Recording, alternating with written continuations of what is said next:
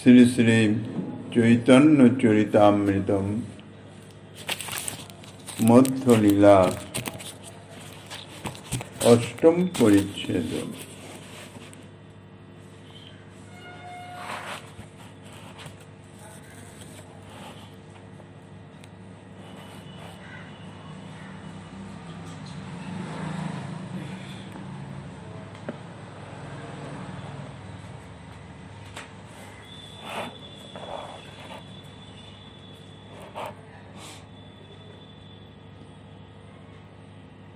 মধুরং মধুরং বপুরস্য বিভৌ মধুরং মধুরং বদনম মধুরম মধুগন্ধি মৃদুস্মিত মেতু দহৌ মধুরং মধুরং মধুরম মধুরম।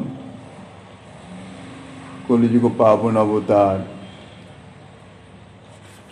পরম করুণাময় শ্রী গৌরাঙ্গ সুন্দরের পরম অন্তরঙ্গ প্রিয় পার্ষদ বর্জ্য পূজ্যপাদ শ্রী কৃষ্ণদাস কবিরাজ গোস্বামী মহাশয় তাহার শ্রী শ্রী চৈতন্য চরিতামৃত নামক শ্রী গ্রন্থের মধ্যলীলার অষ্টম পরিচ্ছেদে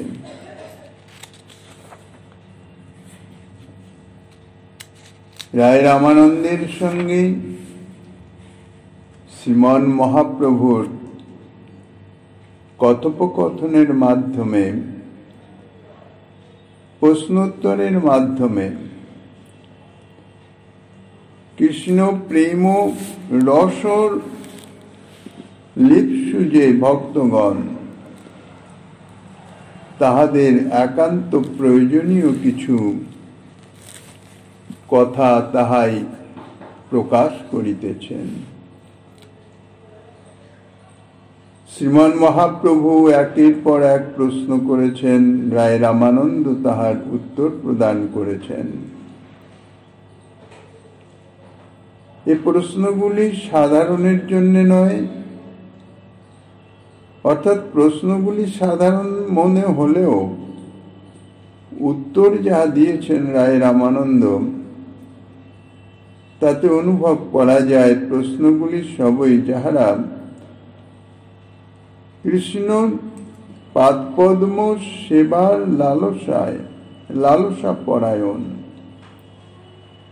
এবং সেই উদ্দেশ্যে ভজন পরায়ণ তাহাদের অবশ্য করণীয় বা অবশ্য কর্তব্য হিসাবেই প্রশ্নগুলো শ্রীমন মহাপ্রভু করেছেন এবং সেই অনুযায়ী রায় রামানন্দ উত্তর দিয়েছেন। সর্বশেষ প্রশ্ন অর্থাৎ দ্বাদশ প্রশ্ন উপাস্য তত্ত্ব সম্বন্ধে। জীবের উপাস্য কে? তাহার উত্তরে রায় রামানন্দ রাধা কৃষ্ণ যুগল উপাসনার কথা বলেছেন এবং রাধা কৃষ্ণ যে উপাস্য তত্ত্ব সে সম্বন্ধে শাস্ত্রীয় প্রমাণ ইত্যাদির দ্বারা ইতিপূর্বে আমরা আলোচনা করেছি। রসরাজ শ্রীকৃষ্ণচন্দ্রের রসময় বিগ্রহ আস্বাদনের জন্য জিহ্বার প্রয়োজন হয়। কেন? জিহ্বাই তো রস আস্বাদন করে। আর শ্রীকৃষ্ণচন্দ্র সাক্ষাৎ রসতত্ত্ব, রসবৈষ, রসময় বিগ্রহ। এখন জিহ্বা ছাড়া তো রস আস্বাদন হবে না, তাহলে এখানে জিহ্বাকে মহাভাব স্বরূপিণী শ্রীমতী রাধারানী হলেন এই জিহ্বারই মূর্তি, অর্থাৎ জিহ্বার স্বরূপ। শ্রীকৃষ্ণের এই লাদিনী শক্তি শ্রীমতী রাধারানী অর্থাৎ শ্রীকৃষ্ণের লাদিনী শক্তি মূর্তি পরিগ্রহ করেছেন শ্রীমতী রাধারানী রূপে।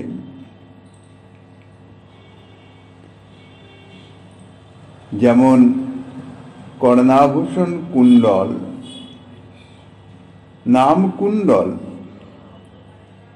কর্ণের আভূষণ, কিন্তু তত্ত্বত তাহা সোনা ছাড়া আর তো কিছু নয়। স্বর্ণ দিয়েই কুণ্ডল তৈরি হয়েছে।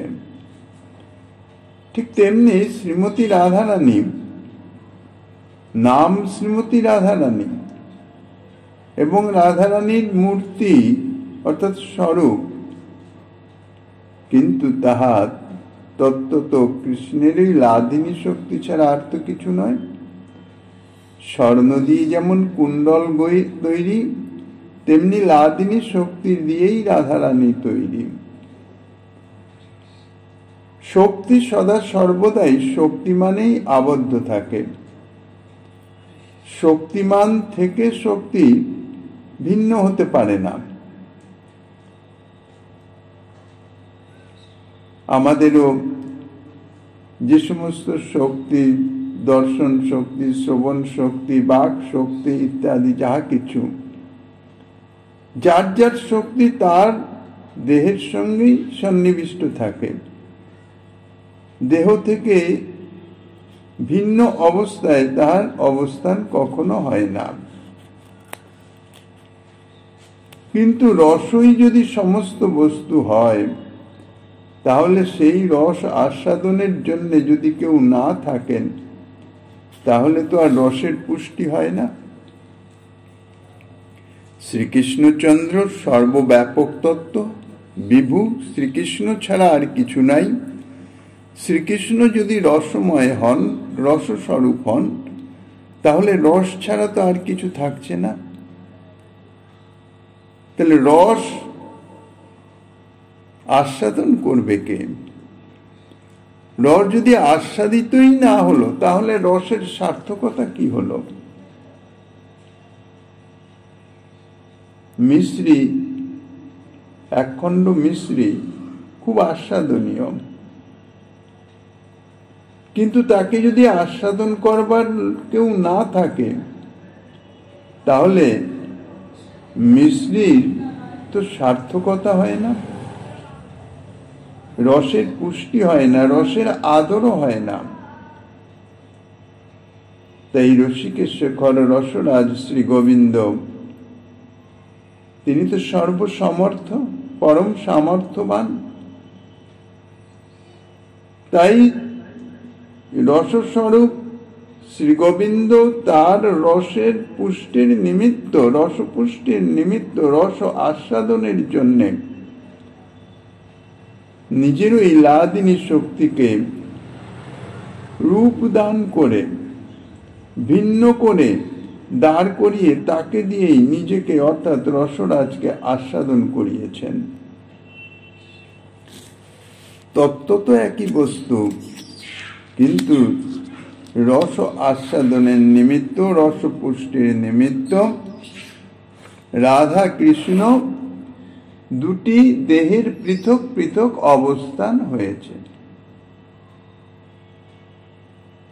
রাধা কৃষ্ণই এক আত্মা, দুই দেহ ধরি অনন্যে বিলসয়ে রস আস্বাদন করি। কবিরাজ গোস্বামী পাদ বর্ণনা করেছেন। রাধা এবং কৃষ্ণ তত্ত্বত একই বস্তু, একই বস্তু দুই রূপ ধারণ করেছেন, রস স্বরূপ, রস আস্বাদক স্বরূপ। শ্রীকৃষ্ণ স্বরূপ এবং তার লীলা সহচরী শ্রীমতী রাধারানী একসঙ্গে তাই জীবের উপাস্য হয়েছেন। কেননা রাধা কৃষ্ণ একই আত্মা। কৃষ্ণ হলেন খাদ্য, রাধারানী হলেন ক্ষুধা। ক্ষুধা ছাড়া যেমন খাদ্যের আদর নাই, তেমনি খাদ্য ছাড়াও ক্ষুধার কোন সার্থকতা নাই। ক্ষুধা পূর্তির জন্য খাদ্যের আবশ্যকতা আছে, আবার খাদ্য আস্বাদিত হওয়ার জন্য ক্ষুধারও আবশ্যকতা আছে। খাদ্য আছে কিন্তু ক্ষুধা নাই, তাহলে সে খাদ্যের অর্থাৎ ভোজ্য বস্তুর সমাদর থাকে না। আর ক্ষুধা আছে, যদি খাদ্যই না থাকে তাহলে তো ক্ষুধার জ্বালায় জর্জরিত হতে হয়। কাজে শ্রীকৃষ্ণ হচ্ছেন খাদ্য অর্থাৎ রস স্বরূপ। আর সেই রস আস্বাদনের যে আকাঙ্ক্ষা, স্পৃহা, তাহা হচ্ছেন শ্রীমতী রাধারানী। শ্রীকৃষ্ণ হলেন রস স্বরূপ, রাধারানী হচ্ছেন রুচি, অর্থাৎ সেই রস আস্বাদনের আকাঙ্ক্ষা। ক্ষুধা বা রুচি না থাকলে তো রস বা খাদ্য আস্বাদন করা যায় না। তাই কৃষ্ণকে আস্বাদন করবার জন্যে ক্ষুধা বা রুচি নিয়ে রাধারানী জীবের কাছে দাঁড়িয়েছেন। একজন রস ভোগ করবেন আর একজন রস দান করবেন। শ্রীমতী রাধারানী তিনি রসদাত্রী, তাই তিনি আশ্রয় তত্ত্ব। আর শ্রীকৃষ্ণচন্দ্র হলেন রসভোক্তা, তাই তিনি বিষয় তত্ত্ব।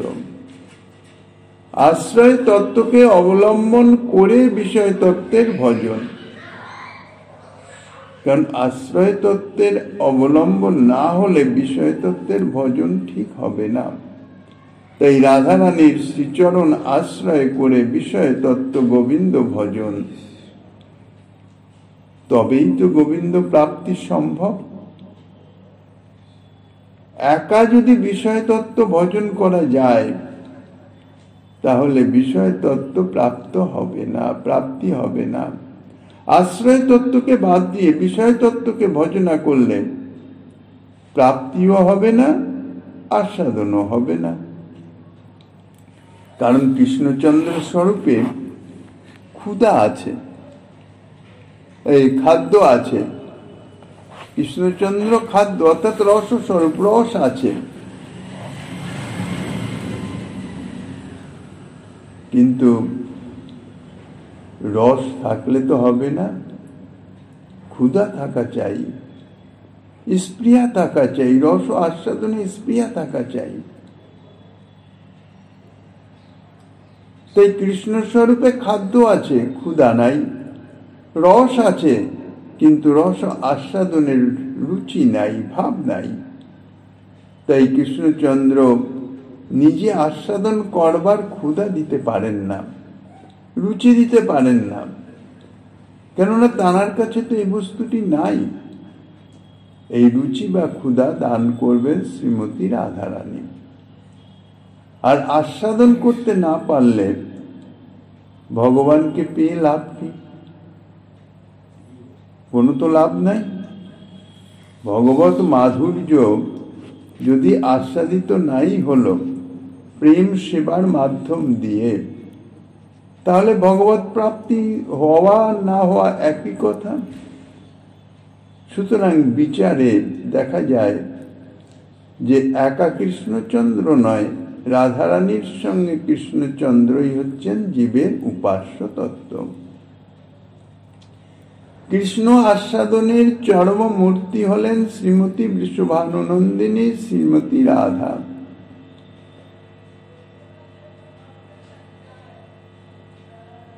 আর যে কেউ কৃষ্ণ আস্বাদন করুন,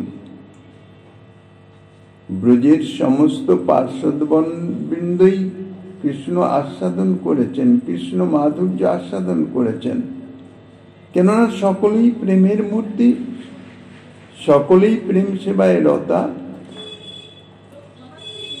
কিন্তু যে কেউ আস্বাদন করুন না কেন, সেটি শ্রীমতীর কৃপাতেই সম্ভব হয়।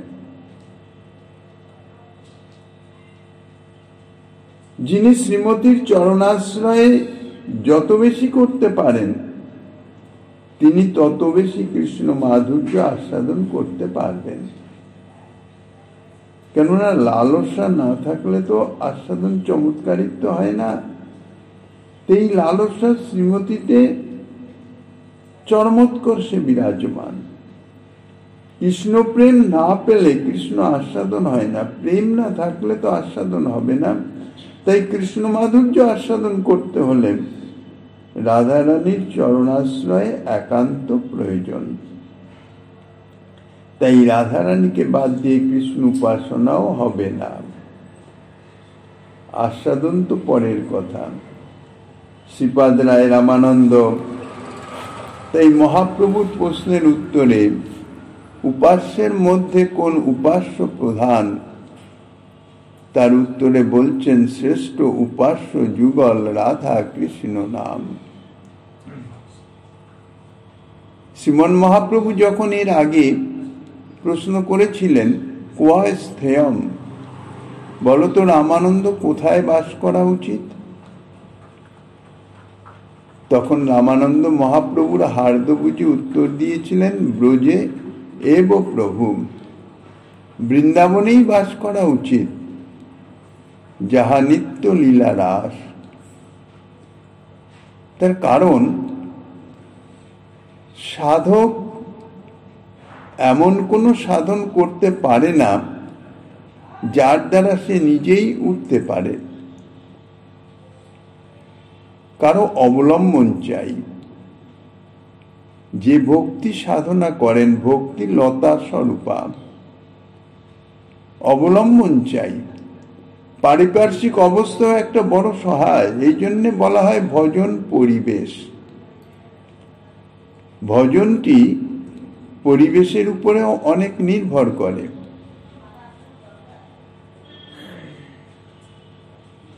কৃষ্ণ সেবা লাভেচ্ছু সাধক, এই জন্যেই তাকে ব্রজে বাস করা কর্তব্য উচিত। তার কারণ ব্রজে যদি পড়ে থাকা যায়, কিছু যদি সে নাও করতে পারে, শুধুমাত্র ব্রজে পড়ে থাকলেই তাহাতেই লাভ, কিন্তু নিরপরাধে থাকতে হবে।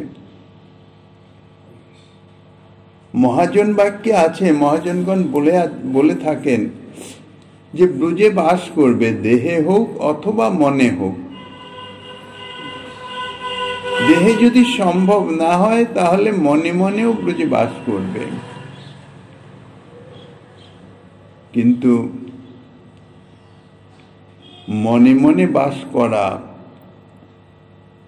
ব্রজের বাইরে বহির্জগতে অবস্থান করে সেই পরিবেশের মধ্যে থেকে, অর্থাৎ বিপরীত পরিবেশ, তার মধ্যে থেকে মনে মনে ব্রজে বাস করা এ অত্যন্ত কঠিন বিষয়।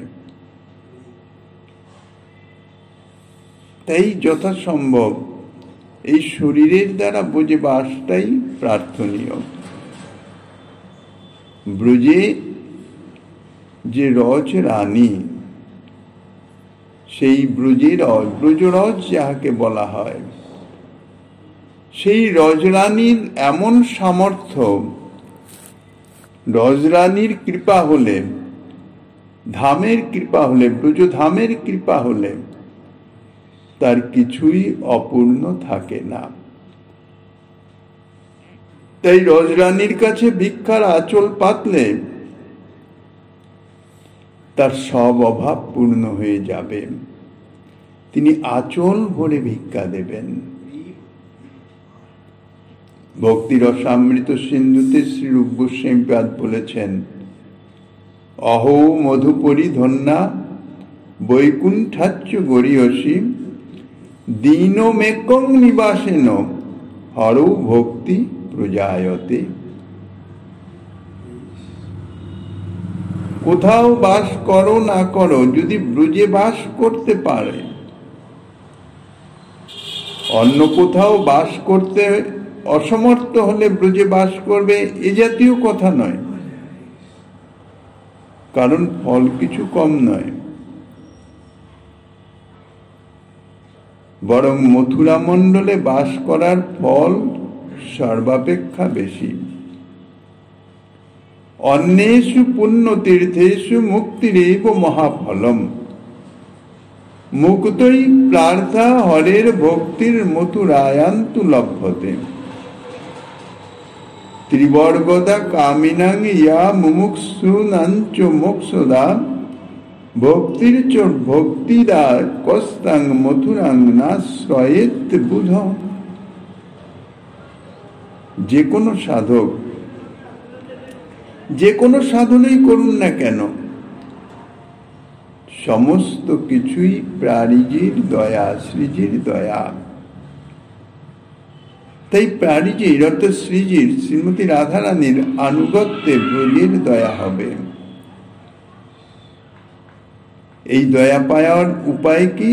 যাকে শ্যামসুন্দর দয়া করেছেন তার দয়া পেলে তবে শ্যামসুন্দর দয়া করবেন, তবে রজরানীর কৃপা হবে।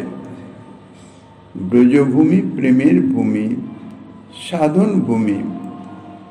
এ ভূমিতে রাজার দুলালো তিনি কাঙালের বেশে অবস্থান করেন, অর্থাৎ অত্যন্ত ক্লেশ বরণ করে, কষ্ট স্বীকার করে রজরানীর কৃপার জন্যে ব্রজে পড়ে থাকেন। ব্রজে যদি অবস্থান করা যায়, পড়ে থাকা যায়, তাহলেই আপনা আপনি সাধন হয়ে যায়। কিন্তু ওই কথা হচ্ছে নিরপরাধে। একবার কৃষ্ণ নামে যত পাপ হরে পাতকের সাধ্য নাই তত পাপ করে, শাস্ত্রের যে কথা তাহা মিথ্যা নয়, বর্ণে বর্ণে সত্য। কিন্তু একটা শর্ত আছে, সেটি হচ্ছে নিরপরাধে। কায়ে মনোবাক্যে কোনোভাবেই যেন অপরাধ সংগঠিত না হয়। অপরাধ সংগঠিত হলে আর ক্রিয়া করে না। বস্তু আছে কিন্তু ক্রিয়া তার প্রকাশিত হয় না, অপরাধের আবরণে আবরিত হয়ে যায়। যেমন স্পর্শমণি, স্পর্শে লোহা সোনা হয়ে যায়, কিন্তু সেই স্পর্শমণি যদি মৃত্তিকার আবরণে আবরিত করে দেওয়া হয়, তারপরে লোহার কৌটার মধ্যে রাখলেও সে লোহার কৌটাটি স্বর্ণে পরিণত হতে পারে না, কেননা স্পর্শ তো হচ্ছে না, একটা আবরণে যে বাধা প্রাপ্ত হচ্ছে। ঠিক সেই রকম যতই ভজন করা হোক না কেন, সেই ভজন ক্রিয়া করবে না যদি অপরাধ রূপ আবরণে আবরিত হয়ে যায়। মহাজন বলেছেন, শ্রীগৌর মণ্ডল ভূমি যেবা জানে চিন্তামণি, তার হয় ব্রজভূমে বাস। ভগবৎ স্বরূপ দুর্গে অর্থাৎ জানা অত্যন্ত কঠিন, কিন্তু অজ্ঞেয় বা জানা যায় না একথা বলা হয় নাই। ভগবৎ স্বরূপ কখনো জানা যায় না তাহা বলা হয় নাই, বলেছে জানা যায় কিন্তু অত্যন্ত কঠিন। ভগবানকে যতদিন মানুষ জানতে আরম্ভ না করেছে ততদিন পর্যন্ত মানুষ বেশ নিশ্চিন্তে ছিল, নিশ্চিন্তে থাকতে পারে।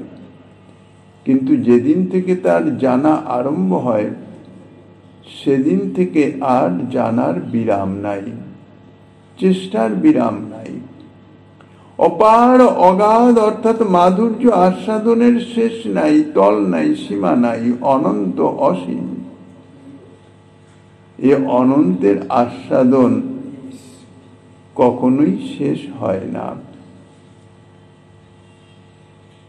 শ্রী গোবিন্দ স্বরূপ অনন্ত, তো অনাদি অনন্ত, কাজে তার তো শেষ নাই। ভগবানকে বুঝে নেওয়ার জন্যই সাধনা। ভক্তি মহারানীর কারখানায় 9টি চাকার মাঝখানে চিত্ত বসন যখন টেনে নেবে তখনই আকর্ষণ বুঝা যাবে। তখন আর কিন্তু কিছুতেই সে মাধুর্য পানে তৃপ্তি হবে না। অর্থাৎ সাধন করতে করতে যখন চিত্তশুদ্ধ হবে এবং সেই উপাস্য তত্ত্ব রসতত্ত্বের রস মাধুর্যের কিঞ্চিত আস্বাদিত হবে, তখন কিন্তু সেই আস্বাদনের আর বিরতি হবে না। আস্বাদন লালসা নিরন্তর বৃদ্ধিপ্রাপ্ত হতে থাকবে। শ্রীমতী রাধারানী তাই বলেছেন, জনময় অবধি হাম রূপ নেহারলু নয়ননা তিরপিত ভেল লাখ লাখ যুগ হিয়া পর রাখ হলু তবু হিয়া জুড়ানো না গেল। জন্ম থেকেই সেই রূপ দর্শন করিতেছি, কিন্তু তবু আমার তৃপ্তি হচ্ছে না, দর্শনের বিরতি হচ্ছে না, অর্থাৎ দর্শনের তৃপ্তি হচ্ছে না। লক্ষ লক্ষ যুগ ধরে হৃদয়ে ধারণ করে রেখেছি, তবুও হৃদয়ে শীতল হলো না, শান্ত হলো না। তখন কিরকম অবস্থা হবে? না জানি কতেক মধু শ্যাম নামে আছে গো, বদন ছাড়িতে নাহি পারে, জপিতে জপিতে নাম অবশ করিল গো, কেমনে পাইব সই তারে। দুরন্ত পিপাসা সান্নিপাতিক রোগীর নাই। কলস কলস জলপান করলেও যেন তৃপ্তি হয় না, তেমনি সাধকের ক্ষুধা এবং কৃষ্ণ পাদপদ্ম মাধুর্যরূপ খাদ্য, এ দুটির কোনোদিনই শেষ হয় না, নিবৃত্তি হয় না। সাধকের ক্ষুধা অর্থাৎ সাধন স্পৃহা, সাধন তো আর কিছু নেই, প্রেম সেবা, সেবার স্পৃহা আর সেব্য তত্ত্বের সেই সেবা গ্রহণ, এর কোনোটাই শেষ নাই। এই জন্য সেবা করে কখনো তৃপ্তি হয় না। অনন্তকাল ধরে সেবা করলেও এর শেষ নাই। সিদ্ধি লাভ করেও সাধক তাই অপূর্ণ থেকে যায়। আস্বাদনের ধারা একই রকম।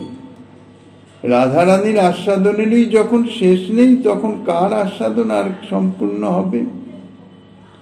এই রাধারানীর কৃপা, তাই যার প্রতি যতটুকু তার শ্রীকৃষ্ণ আস্বাদন ততটুক পরিমাণেই সম্ভব। তাই রায় রামানন্দ সিদ্ধান্ত করলেন, রাধারানীর সঙ্গে কৃষ্ণচন্দ্র হলেন জীবের উপাস্য তত্ত্ব। এটা তো রায় রামানন্দ সিদ্ধান্ত করলেন। তো যুক্তিতে কি করে টিকবে তাহা? তার উত্তরে বলা যায়, শ্রীকৃষ্ণ সেবা অর্থাৎ উপাসনা, উপাস্য তত্ত্ব উপাসনার মাধ্যমেই তো সেবা হয়। তাই যে কৃষ্ণ উপাসনা বা কৃষ্ণ সেবা, সেই কৃষ্ণ সেবা বা কৃষ্ণ উপাসনা যাহার সাধ্য, সাধ্য তত্ত্ব সেই কৃষ্ণ প্রেম, যার মাধ্যমে কৃষ্ণ উপাসনা হবে। ইতিপূর্বে সাধ্য তত্ত্বের নির্ণয় প্রসঙ্গে সিদ্ধান্তই হয়ে গেছে, রাধা প্রেমই সাধ্য শিরোমণি। শ্রী গোবিন্দকে যিনি যতই বশীভূত করতে পারেন, কেননা তিনি প্রেমেই বশীভূত হন, প্রেমৈকবশ্য, তার মধ্যে রাধারানী সর্বশ্রেষ্ঠা, অর্থাৎ রাধারানীর প্রেমই শ্রীকৃষ্ণকে সর্বতভাবে বশীভূত করতে সক্ষম। ইহার মধ্যে রাধার প্রেম সাধ্য শিরোমণি, যাহার মহিমা সর্বশাস্ত্রেতে বাখানি। তাই তো রাধারানীর জন্য কৃষ্ণচন্দ্র অন্য গোপন আমাদেরও ত্যাগ করতে পারেন, ত্যাগ করেছেন। এতেই রাধারানীর প্রতি কৃষ্ণের প্রেমের যে গাঢ়তা তাহা প্রকাশিত হয়েছে। আর রাধারানীর কাজই হচ্ছে কৃষ্ণ বাঞ্ছা পূর্তি। তাই মহাজন বলেছেন, কৃষ্ণের যতকে বাঞ্ছা রাধাতেই রহে, কৃষ্ণ বাঞ্ছা পূর্তি রূপ করে আরাধনে, অতএব রাধিকা নাম পুরাণে বাখানে। শ্রী গোবিন্দের যত বাসনা সব শ্রীমতী রাধারানীতে, রাধারানী তাহার সম্যক নিবৃত্তি করতে সক্ষম। এই জন্যে তিনি কৃষ্ণ বাঞ্ছা পূর্তি রূপ, সেই স্বরূপ, তাহাই তাহার আরাধনা। এই জন্যেই তার নাম রাধিকা। এই রাধারানীর যে সৌভাগ্য গুণ, সেই সৌভাগ্য গুণ দ্বারকা মহিষীদের মধ্যে বলতে গেলে শ্রেষ্ঠা দেবী সত্যভামা, তিনিও সেই সৌভাগ্য কামনা করেন। রাধারানীর কাছেই সকল কলাবিলাস ব্রজরামাগণ শিক্ষা করে থাকেন। আর লক্ষ্মী পার্বতী যার সৌন্দর্যাদি গুণ বাঞ্ছা করেন, কামনা করেন। প্রতিব্রতা শিরোমণির মধ্যে অরুন্ধতির নাম আছে, সতী অরুন্ধতী। রাধারানীর পাতিব্রত্য দেবী অরুন্ধতীও পাওয়ার জন্য অভিলাষ করেন। এক কথায় বলা যায়, রাধারানীর যে গুণ, অনন্ত গুণ, স্বয়ং শ্রীকৃষ্ণ সর্বসমর্থ হয়েও তিনি নিজেও তাহা গণনা করে শেষ করতে পারেন না। তাহলে স্বয়ং শ্রীকৃষ্ণচন্দ্র যেটি পারেন না, সেটি ক্ষুদ্র জীব, তার ক্ষুদ্র বুদ্ধিতে কি করে তাহা গণনা করতে পারবে?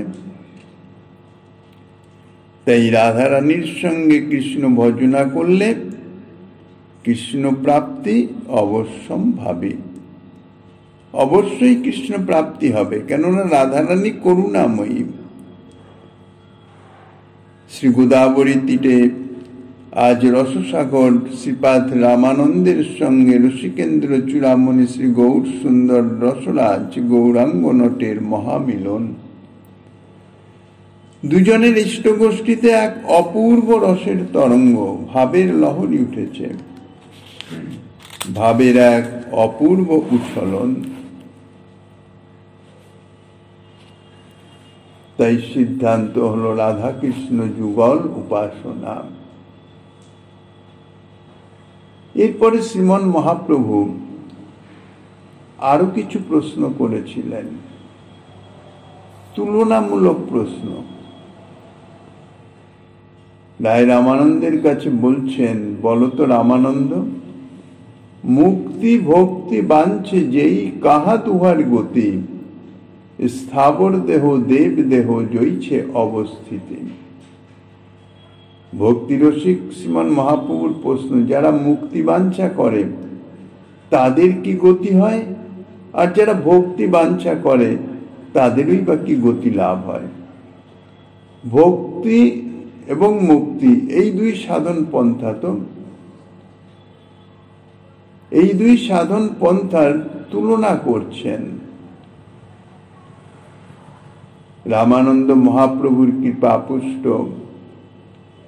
তাই স্থির কণ্ঠে উত্তর দিলেন, এক কথায় স্থাবর দেহ দেব দেহ জইছে হয় স্থিতি। এখানে শ্রী গৌরসুন্দর যে প্রশ্ন করেছেন, মুক্তি ভক্তি বাঞ্ছে যেই, কাহা দুহার গতি, জীবের গতি অর্থাৎ স্থান নির্ণয়ে শ্রীমন মহাপ্রভুর উক্তির তাৎপর্য নয়, কিন্তু ভক্তির উৎকর্ষ খ্যাপন করাই হচ্ছে তাৎপর্য। ভক্তি যে সর্বশ্রেষ্ঠ সেটি প্রমাণিত করাই হচ্ছে শ্রীমন মহাপ্রভুর উদ্দেশ্য। তাই যারা মুক্তি চায়, মুক্তি লাভের জন্য সাধনা করেন, আর যারা ভক্তি চায়, ভক্তির জন্য সাধনা করেন, ভক্তি পথে অগ্রসর হন, তাহাদের কোথায় স্থিতি হয়? স্থাবর দেহ এবং দেব দেহ। প্রথমে মুক্তির কথা বলেছেন, এই জন্য প্রথমে স্থাবর দেহ, অর্থাৎ যারা মুক্তিবাঞ্ছা করেন, মুক্তি যারা চান, তারা স্থাবর দেহ প্রাপ্ত হন। এই স্থাবর দেহ তমগুণের দ্বারা জড়ীকৃত, স্থাবর জড় পদার্থ। তাই অস্পষ্ট চৈতন্য, তাদের সুখ দুঃখের অনুভূতিও তাই অতি ক্ষীণ। কেন? জড় পদার্থের, যদিও সমস্ত কিছুতেই শ্রী ভগবান বিদ্যমান আছেন, অর্থাৎ চৈতন্য সত্তা আছে, কিন্তু জড় বস্তু আমরা যাকে বলি তার মধ্যে চৈতন্য অত্যন্ত অস্পষ্ট, অতি ক্ষীণ, বলতে গেলে প্রায় নেই বললেই হয়। তাই যারা মুক্তি বাঞ্ছা করেন, তাদের অবস্থা হচ্ছে জড়বৎ, মোহগ্রস্ত অবস্থা। আচার্য শঙ্কর তার ভাষ্যে বলেছেন, মানুষের মৃত্যুর পর আত্মা চন্দ্ররশ্মি ধরে আবার জন্মগ্রহণ করে। ধান, যব, গম প্রভৃতি শস্যে চাঁদের কিরণের সঙ্গে আত্মা প্রবেশ করে এবং অস্পষ্ট রূপে অবস্থান করে। সেই খাদ্য পুষ্ট হলে মানুষের মধ্যে শুক্রকীট রূপে সেই আত্মা জন্ম লাভ করে। যে শস্যে যে জাতীয় আত্মা, সেই শস্য সেই জাতীয় লোকের খাদ্য। শস্য অবহরণের সময় আত্মার ব্যথা লাগে না, কেননা আত্মা তখন মোহগ্রস্ত, অচেতনের মতন। দিনের মধ্যে মানুষেরও নিদ্রার সময়ে তমগুণে অভিভব হয়ে যায়। ঘুমিয়ে পড়লে আর অনুভূতি থাকে না, যার জন্যে অত্যন্ত যন্ত্রণাকাতর ব্যক্তি, তাকে ঘুমের ওষুধ দিয়ে ঘুম পাড়িয়ে রাখা হয়। মুক্তি যদিও অনেক রকম আছে, এখানে কিন্তু মুক্তি বলতে মোক্ষ, সাযুজ্য মুক্তির কথাই বুঝাচ্ছে, শালক্যাদি মুক্তিকে বুঝাচ্ছে না। কারণ শালক্য, শাস্তি, সারূপ্য, সামীপ্য, এই 4 প্রকার যে মুক্তি, তার মধ্যে বিশেষ করে যে সামীপ্য মুক্তি, ভক্তি ছাড়া তো তাহা লাভই হয় না। তাই এখানে মুক্তি শব্দে সাযুজ্য মুক্তিকেই বোঝাচ্ছে, যাহা জ্ঞান মার্গের উপাসনায় প্রাপ্ত হওয়া যায়। এই যে সাযুজ্য মুক্তি, অর্থাৎ লীন হয়ে যাওয়া, মিশে যাওয়া, তাহা 2 রকমের আছে। এক হচ্ছে ব্রহ্ম সাযুজ্য, আর দ্বিতীয় হচ্ছে ঈশ্বর সাযুজ্য। ব্রহ্ম সাযুজ্য নিরাকার জ্যোতির্ময় ব্রহ্মের জ্যোতি স্বরূপে লীন হয়ে যাওয়া, আর ঈশ্বর সাযুজ্য অর্থাৎ শ্রী ভগবানের সাকার স্বরূপে নিহিত হয়ে যাওয়া, লীন হয়ে যাওয়া। তার মধ্যে যারা আবার ঈশ্বর সাযুজ্য মুক্তি প্রার্থনা করেন, তারা অত্যন্ত ঘৃণ্য। কেন ঘৃণ্য হবেন? তার কারণ হচ্ছে, যদি কোনো ব্যক্তি রাজভোগের অধিকারী হয়েও সে যদি অতি সাধারণ ভিত্তের ভোগের প্রার্থনা করে, তাহলে তার যেমন অত্যন্ত দুর্ভাগ্য বুঝাতে হয়, বুঝতে হবে অত্যন্ত দুর্ভাগ্য, তাই সে রাজভোগের অধিকারী হয়েও আজ অত্যন্ত সাধারণ ভিত্তের ভোগের জন্য প্রার্থনা করছেন। তেমনি ঈশ্বরের সাযুজ্য লাভ করেও যে ঈশ্বরের পাদপদ্ম সেবা প্রার্থনা না করে, তার সঙ্গে লীন হতে চায়, তার মতন দুর্ভাগা আর কে আছে? ঈশ্বর সাযুজ্য যারা লাভ করেন তাদের সুখ দুঃখের কোনো অনুভূতি থাকে না। তাদের কাছে অদুঃখং অসুখং সমম। কেননা মুক্তি হচ্ছে আত্যন্তিক দুঃখ নিবৃত্তি। মুক্তিতে তো সুখ প্রাপ্তি নাই। আত্যন্তিক দুঃখ নিবৃত্তির জন্যই মুক্তি সাধনা। কেননা এই সংসারে যাতায়াতের মাধ্যমে, জন্ম মৃত্যুর মাধ্যমে নিরন্তর তিতাব জ্বালায় জর্জরিত হয়ে সে দুঃখ কষ্টই ভোগ করিতেছে। সাময়িক হয়তো একটুখানি সেই কষ্টের বিরতিতে সুখানুভব হয়, কিন্তু তত্ত্বত তা নয়। তাই সে চায় একেবারে দুঃখ নিবৃত্তি। কিন্তু দুঃখ নিবৃত্তি তার জন্যে সে ভগবানের লীন হয়ে যায়। তার কাছে কোনো সুখের অনুভূতি নাই, কেননা সে সুখ তো চায় নাই, সে দুঃখ নিবৃত্তি চেয়েছে। মুক্তিতে সুখ প্রাপ্তি নাই। যে কারণে দুঃখ প্রাপ্তি হচ্ছে সেই কারণটি তিরোহিত হয়ে যায়। দুঃখের কারণ কি? মায়া। মায়ায় মুগ্ধতায়, মায়া মুগ্ধতায় জন্যেই তো আমরা দুঃখ প্রাপ্ত হইতেছি। তা মুক্তিতে মায়া তাকে পরিত্যাগ করে, মায়া ছেড়ে দেয়। এই জন্যে তার আর দুঃখ হয় না।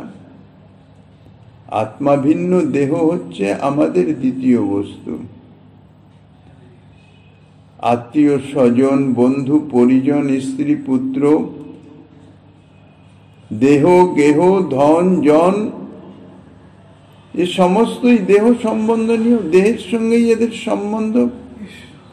এদের কারোর সঙ্গে তো আত্মার কোনো সম্বন্ধ নাই। এরা সবই হচ্ছে দ্বিতীয় বস্তু, দ্বিতীয়ের পল্লব। মুক্ত অর্থাৎ মায়াশূন্য অবস্থায় স্বরূপে থাকা। এই অবস্থা হলো উদ্বেগ শূন্য। কোনো উদ্বেগ নাই, কোনো কষ্ট নাই।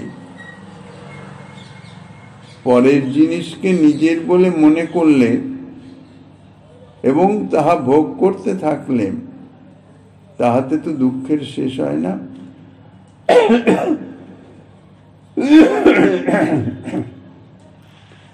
নিরন্তর দুঃখই পেতে হয়। এই যে আমাদের শরীর তো আমার নয়, ভগবান কৃপা করে দিয়েছেন কর্মফল ভোগের নিমিত্ত। আর এই শরীর সম্বন্ধেই গেহ, পুত্র পরিজন, সব ধন সম্পদ ইত্যাদি যা কিছু সবই দেহের সঙ্গে সম্বন্ধিত। তো দেহই যখন পরের, দেহ ধারণ করার যতই ইচ্ছা আকাঙ্ক্ষা চেষ্টা হোক না কেন, যথা সময়ে দেহ পরিত্যাগ করতেই হবে, ছেড়ে দিতেই হবে। কাজেই দেহ আমার নয়। আর দেহই যখন আমার নয়, তখন দেহ সম্বন্ধীয় যাহা কিছু, কোনো কিছুই আমার নয়, সবই পরের। পরের কাছে বন্ধকি আছে। কোনো জিনিস যেমন পরের কাছে বন্ধক দেওয়া হয় যে যখনই চাইবে তখনই ফিরিয়ে দিতে হবে। কেউ যদি বন্ধক রাখে কোনো জিনিস, যার বস্তু সে রাখছে, সে যখনই সেই বস্তু ফেরত চাইবে তাকে তো ফেরত দিতে হবে। তো এই যে দেহ গেহ, পুত্র পরিজন, ধন সম্পদ সবই পরের, এই বোধটি নাই, এই অনুভূতি নাই। এই সমস্তই আমি এবং আমার, এই বোধ, এই জন্যই কষ্ট। এই বোধটিকে পাকা করতে হবে যে এর কোনো কিছুই আমার নয়, আমার কাছে আছে মাত্র। পাণ্ডবেরা যখন বনবাসে, তখন দুর্যোধনের রাজ্যে রস বসে গেছে। মমতায় দুর্যোধন রাজ্য চলে যাওয়ায় যত দুঃখ পেয়েছেন,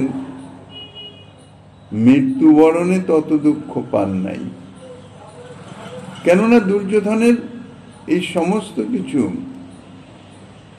দুর্যোধন পাণ্ডবেরা বনবাসে গেলে রাজ্যকে এমন ভাবে আঁকড়ে ধরেছে, অর্থাৎ এমন মমত্ব বসিয়ে দিয়েছে, যার জন্যে বনবাসের শর্ত পূরণ হলেও তাদের রাজ্য সম্পদের এক কণাও দিতেই রাজি নয়, ইচ্ছুক নয়। সব আমার, কিন্তু তত্ত্বত রাজ্য পাণ্ডবের ছিল। তাই যখন দুর্যোধনের মৃত্যু হলো, মৃত্যুবরণ করতে তিনি তত দুঃখ পান নাই, কিন্তু তার তো রাজ্য সম্পদ চলে গেল। এই রাজ্য সম্পদ চলে যাওয়াতে দুঃখ। বাক্যের প্রচন্ড শক্তি। আমার আমার এই যে বাক্য,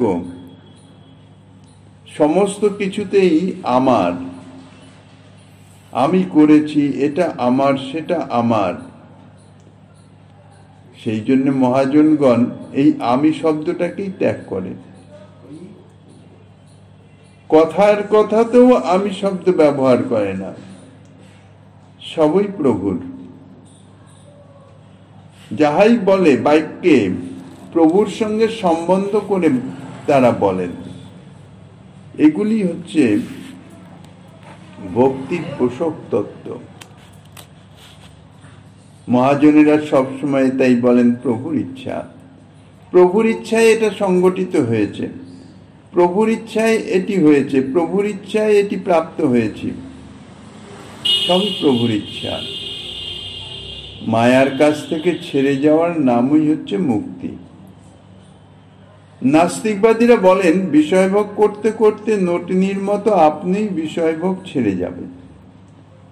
এটা নাস্তিকবাদী যারা তারা বলেন যে ভোগ করতে করতে যখন তৃপ্তি হয়ে যাবে, তখন আপনি ভোগ বাসনা চলে যাবে। কাজেই তার জন্য সাধনা করার কি প্রয়োজন আছে? সাধনার তো অপেক্ষা নাই।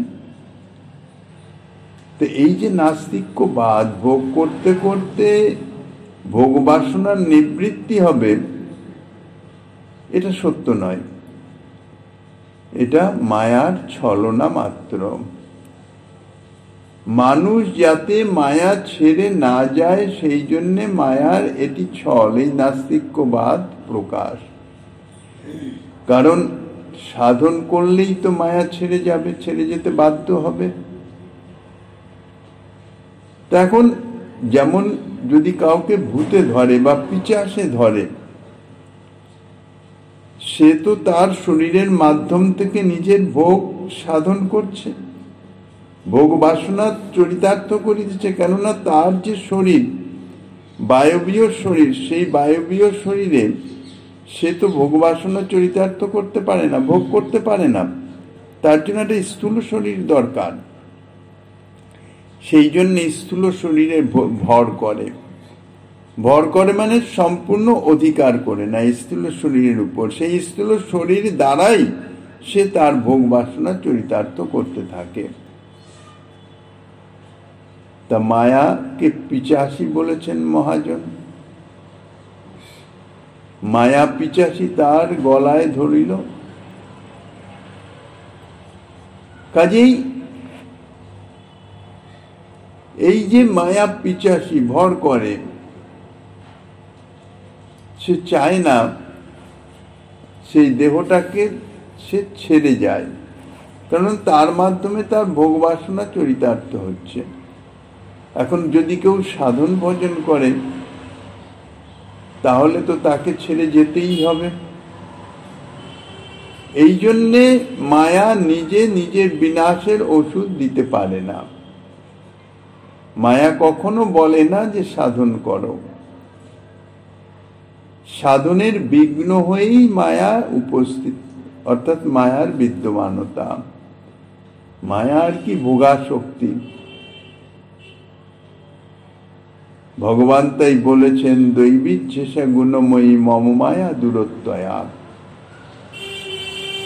আমার এই যে ভগবানের মায়া ত্রিগুণাত্মিকা,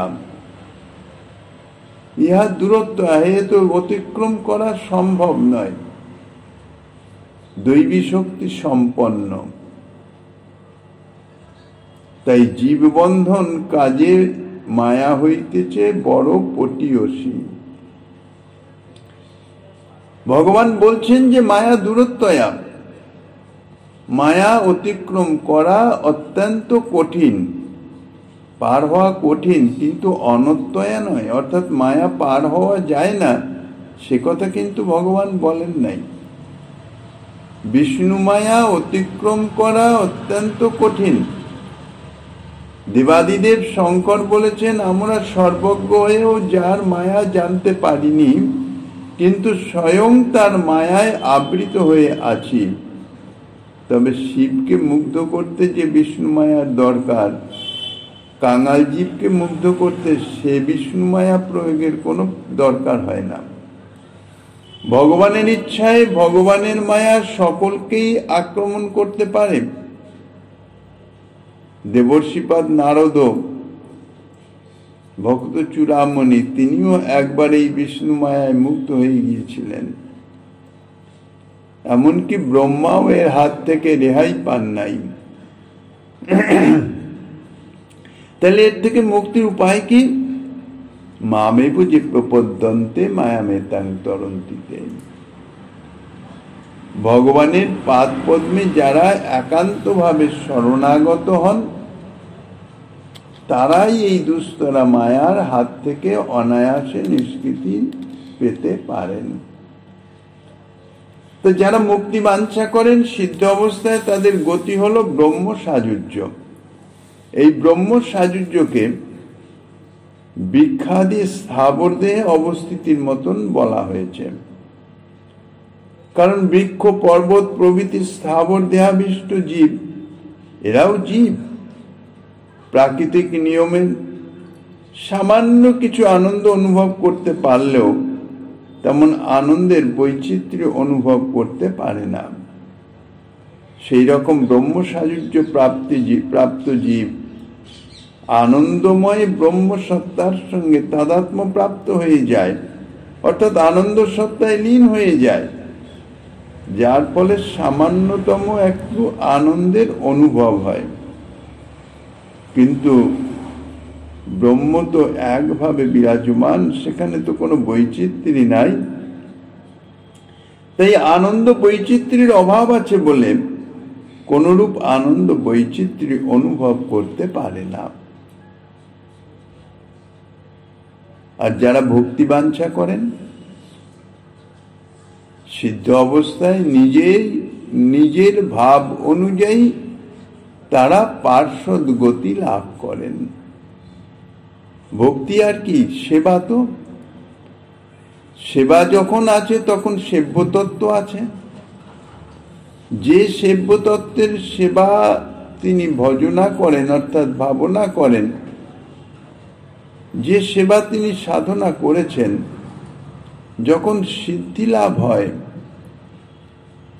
তখন সেই স্বরূপের সেবার উপযোগী দেহ প্রাপ্ত হয়ে সেই স্বরূপের সেবায় রত হয়ে যান,